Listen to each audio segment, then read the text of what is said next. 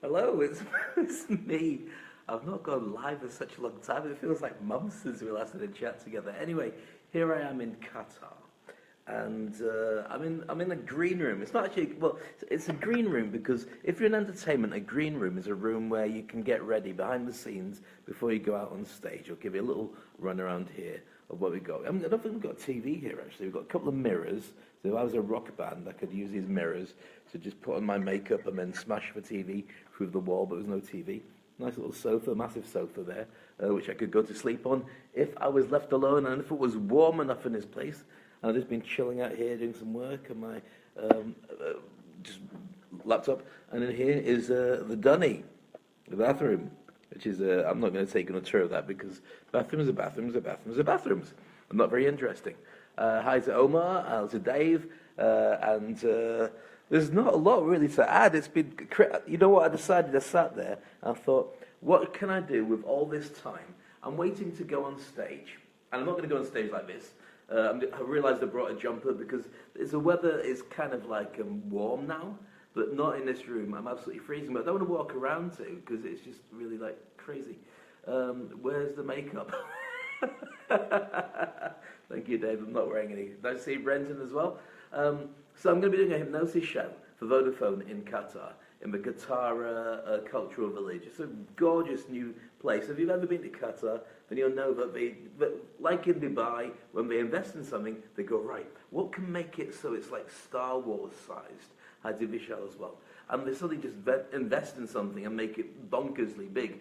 And so this place looks quite impressive. I'm really into it. It's really nice. I've done the stage setup and we had a look at everything. It's looking kind of cool. I'm on stage. Let's see. Let me call you now, do a quick interview with you, and we can make some... Dave, stop pitching me. I'm working. Please, stop it. So, I'm on stage. I've had a look at the stage. About 400 people will be coming in. All the sales team from Vodafone apparently had a brilliant year. And so they're rewarding them by having a big sort of awards ceremony, then bringing me on to do some hypnosis stuff. I'm going to do, it's not often I do hypnosis shows. Normally I do motivational stuff. The two actually do mix together. But you've got to have a team that's really into mindset change and really into success to be able to make a hypnosis show work. If you do an event for a company that doesn't get on with each other, or they're going for a hard time, or maybe even, as I've done in the past, we've just been part of a hostile takeover from another company, but nobody wants to go on stage and look daft. Nobody wants to have fun. We're all too busy going, I hate the management, I hate this place, I'm looking for a job. And it's very difficult to actually do anything with people when you get them like that. So you want to make sure that you've got a company that's really looking forward to doing something, and people are open and up for doing something different. Because when you do a hypnosis show, from the point of view of being a participant, there's nothing like it. You go on stage and you put yourself in my hands. You've got to trust me. I know that some people do. Some people go, And they've got to trust me to be able to change their lives, change their minds, and make them have a lot of fun on stage. And they might not remember any of it, but they might remember some of it. Now, if you're not sure what I'm talking about with hypnosis shows, Google Dave Crane Hypnotist or have a look at my stuff on YouTube, and you'll see. Now, I was originally meant to have a 15-minute show. They've flown me over to Qatar to do 15 minutes. Which is kind of weird because 15 minutes is not a lot you can do in a hypnosis show. Because it's like, a hypnosis show is like, it's got a domino effect. You start off by building up the audience. You get your people, you put them on stage, you hypnotize them, and then every effect you do gets bigger and bigger and bigger. So it's like by the end of it, you can get people to do absolutely anything. You can get people to run about naked if you wanted to. And if you go to Vegas and you see the masters like Anthony Cools, you'll see some of the levels of stuff you can get away with when you're having a real good time. I'm a lot cleaner because I'm based in the Middle East. And I don't want anyone to lose face. I want people just to have the best fun that they possibly can have. So it's a different set of rules, apart from shocking everybody and having fun as well, which is kind of cool. But when you're doing a show, it's like basically, if you say to somebody, you're a master chef, hi Greg, if you say, you're a master chef, I'd like you to make a cake in 15 minutes. Well, then get all the ingredients together and put it in the oven, but there's no way you're going to get everything to happen in that amount of time. Now, I've been lucky enough, hi Miral, to be able to say that, can we just extend the time? So now we're looking a lot longer. And Sharon, good to see you as well. Now I'm looking at about half an hour to a 45-minute show, which is great, because I was worried about how can we do this? Because I can do stuff with the audience that's a lot of fun. But it's not quite the hypnosis show that you'd want to see, with people speaking Martian, people becoming cheerleaders, men becoming lap dancers, and looking for all sorts of crazy stuff in the room. So I'm really looking forward to doing that. And another thing you'll notice, I mean, you've seen me wear glasses before because I'm getting really old. But look, ooh, look at this, look at the hair. Like it? Pull my glasses off. There you go. There you go. Bob Marley, eat your heart out, even though some people probably say Milli Vanilli. And recently I was doing an event which is Seamless, which is really cool, which was with the Terrapin group. And that was all about e-commerce and retail. And it's kind of scary. It's fascinating as well. Because I don't know if you know how much of the world is going online in terms of buying and selling. But Amazon is basically owning everything. If you haven't come across this, then in the US, something like 50% of all the online sales just go through Amazon. But it's having a knock-on effect in terms of shopping. Because what people do is they basically, unless it's a mega shopping experience, they've stopped going to the malls quite so much. Now, in a place like the UAE or Dubai, I don't know if that's going to have such an effect, because here shopping's like a sport. So it's not just a shopping experience, it's what you can do with family. Let's go into these mega-sized malls and walk around until they actually do get bitten by a zombie and nobody would know, because it'd be exactly the same kind of thing. Now, why would I bring up Seamless? Well, part of the fact that it was fascinating, and I actually wanted to tell you more about it then. I might come back with some stuff on that later. But also the fact that these glasses are because I can't read business cards. But what was happening was, like, I had to wear glasses all the time during Seamless, because I'm going on stage, I'm interviewing people from Facebook, Amazon, Soup.com, all these megastars, which is really cool. So, thank you, Greg. Yes, only you and I remember Milli Vanilli. And hello to Mohammed as well. So, anyway, I'm going on stage, and now I have to wear glasses as a regular fixture, because I'm just reading and introducing people all the time, reading questions and making notes as I'm doing it. But the problem is, if you're wearing glasses that are meant for only close reading, and you're walking around and trying to focus all the time, eventually, because you're squinting and you're looking at stuff and you're moving around, I became, like, seasick. Like being on a roller coaster. I'm walking around trying to host a room with about 200 people, business people, and not just like your average punters who come along to say, right, let's drink beer and watch Dave make a fool of himself. But actually it was that. So I'm on stage and thinking, I'm going to chuck. I can't tell anybody how I feel about it. So I thought I'd share with you, could you enjoy that story? So what's the big news? Well, let me tell you something that came, which is recent, which is really rather cool. I won a trophy, which was great. Thank you to Doha. Lietzel, brilliant. I've got no idea whereabouts in Doha you are. And do you know what? If I walked out now outside of Qatar Village, I would be lost. Nobody would find me. Oh, someone's trying to get in. Somebody at the door. Should we find who it is? See if an axe comes through the door. Anyway, as I was saying, what was I saying? Oh yeah, since I last saw you, I won the, what was it again? Oh yes, the Al Arawad Awards on MTV Lebanon for being the best motivational speaker in the region, the MENA region. It's pretty cool, huh? I've got this big trophy about that size, and it's really, really heavy. And you might have seen it on Facebook because I've milked it. What you've got to do, how many awards do you win in a lifetime? Not that many. So, as I was saying, I ended up going on TV, which is kind of cool, on TV Lebanon, and you get to see the results of that at some point. What they said, Dave, do you want to co-host the show? I said, yeah, that'd be really cool. And they gave me all these notes in Arabic with the English bits for me to join in. I'm not going to say anything more about this, but the show is in Arabic, and my direction was in Arabic. So I'm stood there going, when do I speak? When do I speak? For about an hour in front of lots of shakes and stuff. Anyway, moving on swiftly. Greg, thank you very much indeed, bud. I appreciate that as well. And it's good to see you're doing well over there too. So that's kind of cool, because now I can turn around and hopefully use that to travel and help a lot more people around the world and around the region. So that's the plan, because if summer comes along in Dubai, if you're not based in Dubai, you're not based in the Middle East, you probably don't know, but in the summer, it's like everyone just goes to sleep. And they say it doesn't happen like that, but it does. It really slows down. And if you're in the entertainment business or conferences or events and so on, you just go, right, I've got to hibernate for 4 months until people wake up again and start doing stuff. But there are tons of people here. Now, if you're interested in doing something with me during the summer months, some really cool plans, I'm working on some stuff which I think you'll like, especially speaker training. training CEOs and C-level managers to be able to do public speaking, work in their branding, and also being able to hold an audience, put the right presentations together and so on. Because one thing that is true, and I've mentioned it on a couple of articles, I'm now writing LinkedIn articles, by the way. You can check them out every day. I've been writing one a day for the last couple of weeks.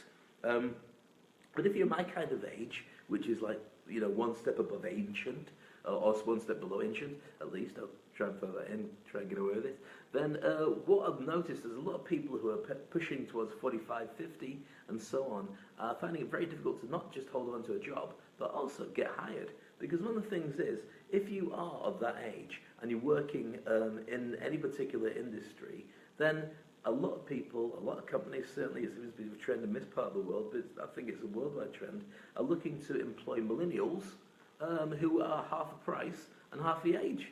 They might not be as good as you are, but they don't come with so much baggage, as in like families and mortgages and insurance and all the rest of it. So there's a real trend at the moment. I don't know how long it's going to last. It might be a permanent trend. I don't know. I hope not, but I think it is.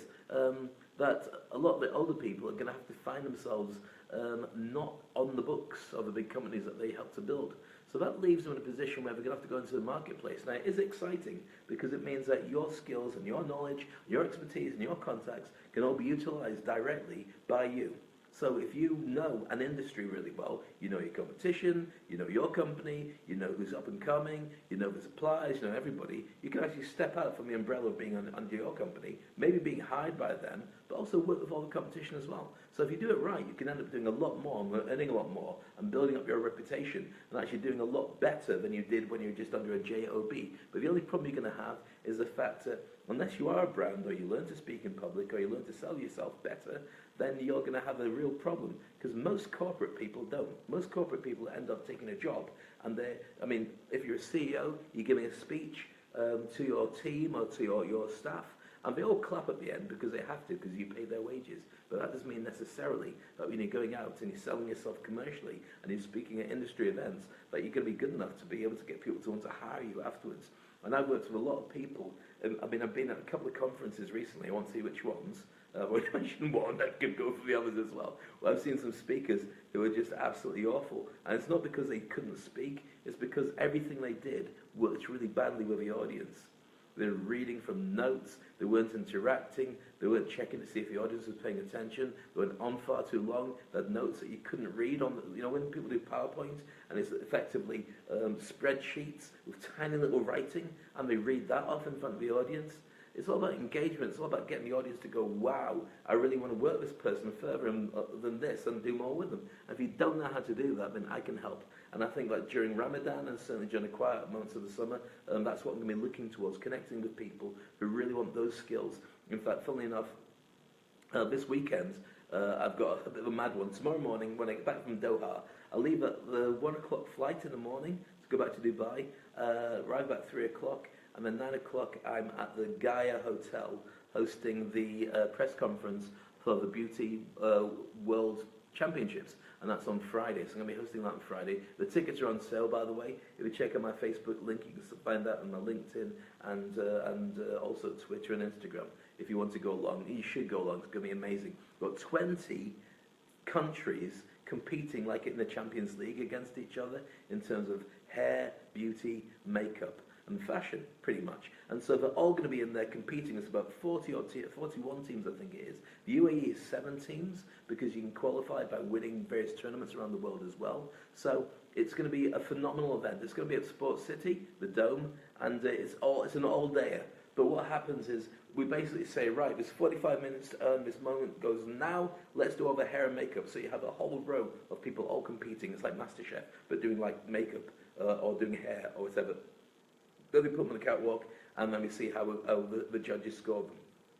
I've been given the awesome job of hosting it, so if you want to come along and see, as you can see, I'm a big fashionista. I look like somebody who's going to be selling you crack, apart from the glasses. I've got to read the label before I see whether I'm giving you like shampoo or something. So it's my job to make it all come together, but I'm really excited about it. It's going to be an all-dayer, and if you can, come and join us down there. And it's a World Cup, which means it's the very first of its kind that's come to Dubai. After that, it's going to go to different countries. So if you're into that kind of industry and you're into fashion, I've got to be honest, from a social media point of view, it is the number one thing that people talk about. All the people who follow fashion are more into that than anything else. I don't get it because I'm old and my wardrobe looks like I slept in it. Apart from my new suit. Hey, have a look at my new suit. Stay there. I'll be back in a second. I'm still here, still talking. And luckily, whoever it was that was trying to get in the room can't get in because it's my green room and I've locked it. Look at this. This is the suit I'm going to be wearing on stage tonight. Thank you to John and the team from Suit Up who managed to get it ready for me in time. That's my new black suit. You're saying, David, it looks like all your other black suits. I know, but this one fits. So there we go. Thank you very much indeed. So what I want you to do is I'd like you to share this video with as many people as possible. I'd like you to like it. And if you do enough of this, then I'll start doing live videos again. Because I stopped doing it for ages. Because when you wake up in the morning at 4 o'clock and you write an article for LinkedIn and you start doing all that kind of stuff, you sort of like shared all your creativity for the day. You've got other things to get cracking on with. But if you like the idea of me doing more videos, I'll start doing more again. And I'll talk about all your favourite subjects and all the things you want to talk about. Interestingly enough, when I talk about commerce, e-commerce, and going back to that Seamless event that I was hosting, one of the things that blew me away more than anything, apart from the way that the world is shifting in terms of doing sales online, is the only thing that wins, by the way, in terms of retail is customer experience. People will go for customer experience, but they don't like normal shopping. In fact, Amazon Go has got a brand new system. So literally, you get your mobile phone, you register it with a payment system, whether it's linked to your credit card or whatever. You walk into a shop, it knows you're there, you go along, you pick things off the shelf, and you can walk out with them because it clocks everything that you're buying, attributes it to your phone, and therefore reduces it. So that means that you're walking, reduces it, it charges you for it when you walk out. So you're literally going in Coca-Cola, sandwiches, bread, obviously sandwiches, and banana, and you walk out, and that's it, and it just registers. Now the thing is, that means the staff's only job is going to be, hello to Louisa, the staff's only job, therefore, is stacking shelves and deal with any inquiries that, this isn't right, have you got this in a different size? That's going to make it kind of bonkers when it comes to normal shopping. Now, Amazon Go isn't the only way of doing it, but one of the people that I connected with, one of our keynote speakers on the second day, was one of the big bosses for Ralph Lauren in New York. She had headed up a team for about 100 staff, working on a project for about $250 million to go online with Ralph Lauren and create this brilliant online system for selling their gear and so on. And shortly before she came over, she was on a plane, I believe, or just before that, she arrived in Dubai, ready to go on stage, and I briefed her. I said, look, this is your introduction, is it okay? She said, no, you've got to change my name to formally this job description. She'd lost a job. In the time it had taken for her to come across, she'd lost a job like that, the staff too. And they'd made a decision of the $250 million that had been put into reinventing their online system wasn't strong enough to take on what Amazon was doing, so they decided to dump it and close some branches and reevaluate where they're going to go next. Now this is a big warning. If you're in retail, the world moves very quickly, but it can move just as quickly for you as well. I can share that and loads of stuff. I've got loads of stuff we can talk about, but meanwhile, people keep trying to get in this room. I'm going to find out if any of them's got money or some food for me. So meanwhile, on that bombshell, I'm going to do my show in about an hour's time. I might send you some clips, or I might send you some pictures of a room, and I'll be around tomorrow at the Beauty World Championships press conference, and I'll let you know all about that too as well. Where was I last week?